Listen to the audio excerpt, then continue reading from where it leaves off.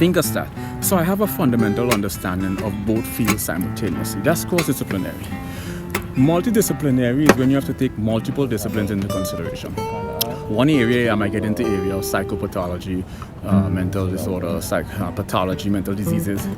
And I might get into key in on areas like, let's say, bipolar, OCD, obsessive compulsive disorder, or let's say bipolar 1. Of waves that occurs per cycle. Hertz was actually named after a person. When you double the frequencies, 440 hertz, you get 880. So you have a higher frequency, right? But it's the same sound. It constitutes an octave.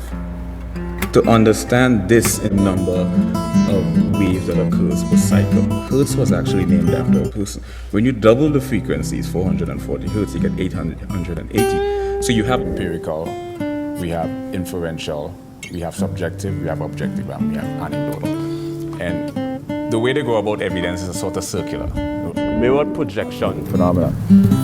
I kind of wanted to know, well, okay, well, you can illustrate three-dimensional forms on a two-dimensional surface, but you have to follow different laws. So I became infatuated with and this is what gives you the reference. And it has to do with diagonal and horizontal lines. Diagonal and horizontal lines are used primarily on a two-dimensional surface to illustrate the three-dimensional optical illusion that